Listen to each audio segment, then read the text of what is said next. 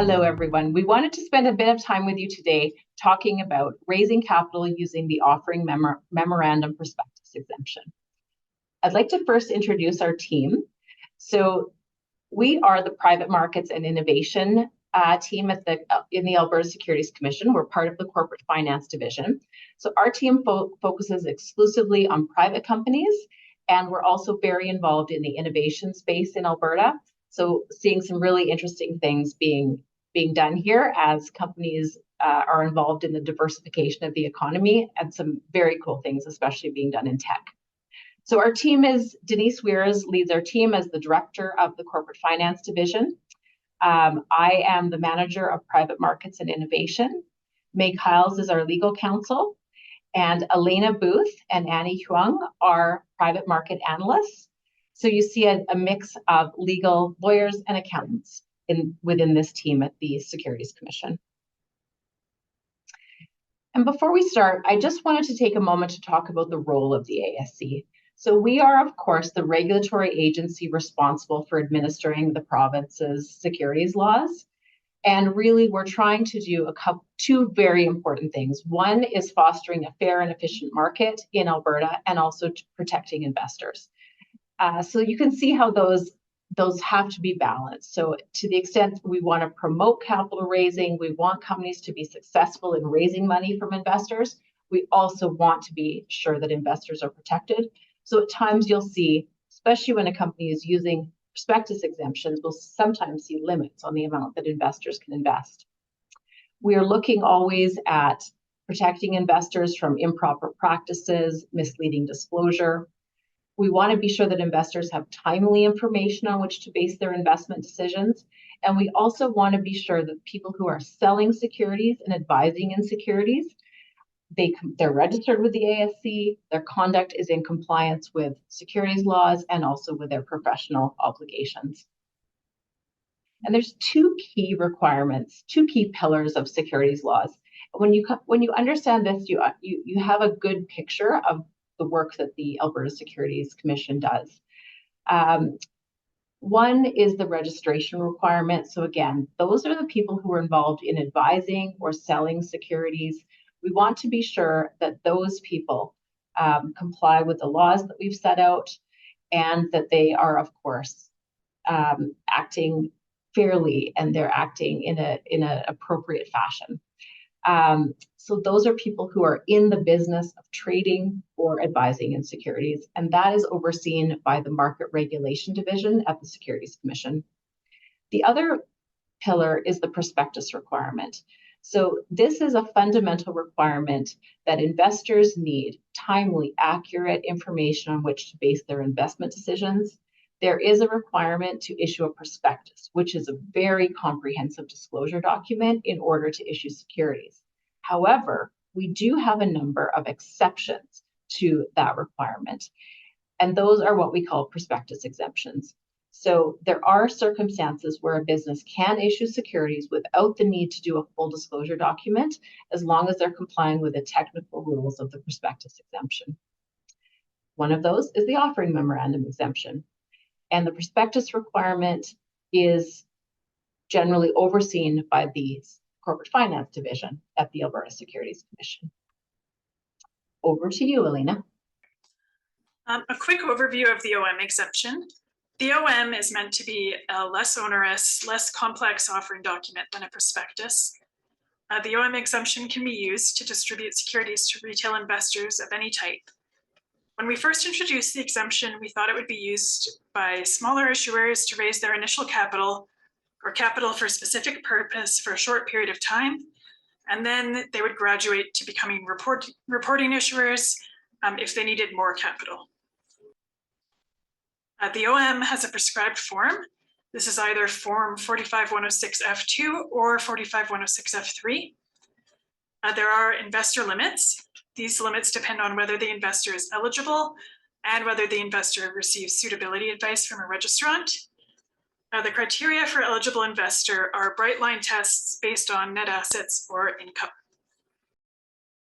Issuers using the OM exemption need to get a signed risk acknowledgement form from all OM investors, but it doesn't need to be filed with us. There are no limits on the total amount raised using this exemption or the number of investors. The OM does need to be amended anytime there's a material change, or at least annually to include new financial statements if no material changes have occurred during the year. There are a number of documents that need to be filed on CDR Plus if this exemption is used, including the OM itself, report of exempt distribution, any marketing materials, annual audited financial statements, and an annual notice of use of proceeds, which is form 45106 F16. So why did we make these changes? We found that the OM is actually being used by some large issuers for very long periods of time to raise significant amounts of capital. We've also found that it's used primarily by two different types of issuers, either real estate issuers or collective investment vehicles. These amendments should allow issuers to more easily meet the standard of providing sufficient information for an informed investment decision. Several of these requirements were taken from Staff Notice 45309, which is guidance for preparing an offering memorandum. So these are things that we were already looking for, and we already hoped that issuers would be including in their OMs. So this is the definition of real estate activities. It's basically any activities meant to generate income or gain from real estate. Issuers who are engaged in these activities need to complete Schedule 1 of the OM. Collective investment vehicles are investment funds or any issuers who use investor funds to invest in a portfolio of securities, and they need to complete Schedule 2. I just wanted to point out on these definitions, it's not always easy to determine whether an issuer meets the definition. You could meet one or the other, or even both. So issuers need to carefully consider whether they meet this definition. What we have seen is if an issuer has a subsidiary that meets one of these definitions, since the subsidiary is part of the issuer, if the sub is significant, the issuer likely needs to include the information in Schedule 1 or 2 in their OM in order to provide sufficient information. So here's some examples of real estate activities, developers, REITs, and buy and hold. It does not include oil and gas and mining companies because we already have separate requirements for these issuers. There is an appraisal requirement now. The appraisals need to be filed with us. The requirements are similar to those previously introduced for syndicated mortgages. If the issuer discloses a value only in the financial statements, that's okay. You don't need to provide an appraisal. But once you pull that number from the financial statements into the body of the OM, you have triggered this requirement. Also, even if you disclose a government assessed value in the OM, you trigger the appraisal requirement. It's also triggered if you include a value in your marketing materials, since the marketing materials are deemed to be incorporated into the OM. So what we see are REITs that include information about sample transactions or properties. This would trigger the appraisal requirement. So issuers should consider this when preparing their marketing. Here's some examples of CIVs. These are mostly mix and investment funds. It doesn't include issuers who only invest in securities of their subsidiaries, but again, issuers should disclose this information about their subsidiaries since they form a part of the issuer's business. The disclosure required by these schedules should be included in the OM wherever it makes the most sense. And we're seeing issuers do a good job of integrating this disclosure. There's guidance about the new schedules in the companion policy to 45106, and that's in section 3.8. So Schedule 1 applies to both properties that have already been acquired and ones that issuers reasonably expect to acquire. Issuers should consider what they're putting in their marketing materials here. If you're disclosing expected transactions or things in the pipeline, you may need to include Schedule 1 disclosure for those properties. A description of the property is required, and it can be grouped if an issuer has 10 or more properties, and that mainly applies to REITs. We've already discussed the appraisal, but if the appraisal is required, certain items from it need to be disclosed in the OM. The purchaser's interest in real property only applies if an investor is purchasing a direct interest in the property, and certain information about developers and managers is now required to be disclosed. I wanted to talk about transfers. This applies to any transaction to which a related party was a party to. So that would be up to and including the first transaction between the related party and a non-related party. You need to disclose that initial arm's length purchase. Costs and objectives only applies to development property, and it should be disclosed in a reasonable amount of detail for investors. We are seeing some issuers including this disclosure at too high a level or too general. These first few items only apply in certain circumstances and aren't very common. And risk factor disclosure was already required, but we've been more specific here. In general, this disclosure was already done well, so we haven't seen issuers needing to make many changes. On to Schedule 2. A lot of the schedule is different for mortgage lenders versus non-mortgage lenders. There's disclosure relating to the portfolio manager, similar to the developer or manager disclosure required in Schedule 1. There's a long list of specific requirements for non-mortgage and mortgage lenders. We would suggest that you go through the requirements line by line just to make sure you're disclosing everything that's relevant to you. Portfolio performance. Issuers can use a variety of different methods to measure performance. We've left it pretty open to allow issuers to present their performance in a way that makes the most sense for their investors. The only requirements really are that there's no misrepresentation. The performance information is relevant to investors, and it should be comparable to similar issuers or investments. Even though the requirement doesn't specify how often performance should be measured, we would suggest that it be at least annually, just so that it's comparable. We have seen it disclosed as a lump sum since inception, but we don't think that that's very useful for investors. So just some other amendments that we made. The requirement to provide sufficient information used to be in the form requirements, as well as the instructions to completing the form. It's not best practice to have a standard of disclosure in the form, so we just moved it to the rule itself, but this isn't a substantive change. Guidance about the standard of disclosure is in the companion policy in paragraph 3.83a. I wanted to talk about material changes for a bit. The OM needs to be amended anytime there's a material change. There's guidance about materiality in the companion policy, and issuers should be thinking about this all year, not just amending it once a year. We used to see a variety of forms of amendments, either a one-pager added to the front of the OM, a completely updated OM, or some issuers thought that if they could put a material change in the marketing materials, and that would be an amendment because marketing materials are incorporated in the OM. Different jurisdictions had different ideas about what forms of amendments were acceptable. So we changed the rules around amending an OM so that they're now more clear and consistent. When an OM is amended, a new certificate is required. Since the date of certificate must match the date of the OM now needs to have a new date. A lot of the requirements in the OM are based off the OM date. They say like within 30 days of the OM. So these need to be updated as well. There's guidance about amendments in the companion policy in paragraph 3.83b.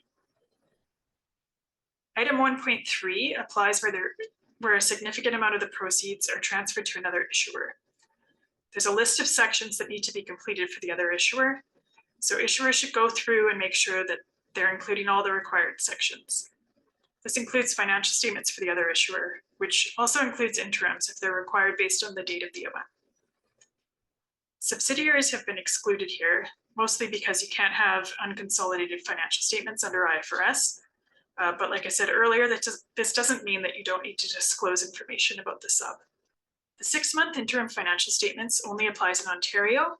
And if anyone has questions about this, we would suggest that you contact the OSC. The transition provision has mostly lapsed, and most issuers are now using the new form. We also updated the risk acknowledgement form to be consistent with other more recent forms. So just make sure you're using the newest version. CSA Staff Notice 45309 is guidance for preparing and filing an OM. We revised this in conjunction with the new rules, but only to make it consistent with the changes. We didn't add any additional guidance relating to the new requirements because we didn't want to guess what the compliance issues would be. Now that we've been reviewing for OMs under the new requirements, we're planning to revise this staff notice to reflect the challenges that we're seeing. So watch out for that. In the meantime, if you do have any questions, please reach out to Annie or myself. So moving on to common deficiencies, we have looked at quite a few OMs today and wanted to share with you on the deficiencies we're seeing. So the first one I wanted to highlight is item 1.3. That's where issuers are transferring proceeds to another entity that is not a subsidiary of the issuer.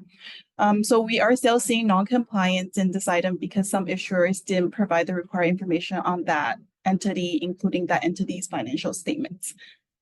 We also noticed some issuers would transfer all the proceeds to another entity that is not a subsidiary, and that entity then transfers it further to another entity that is not a subsidiary, but is ultimately using the proceeds to carry out the underlying business.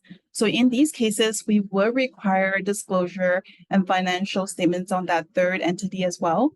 And this is consistent with the standard of disclosure because investors will want to know how their proceeds will ultimately be used to create returns for them. We also noted that some issuers would transfer proceeds to multiple entities that are not subsidiaries. And in these cases, item 1.3 does say if a significant amount is transferred.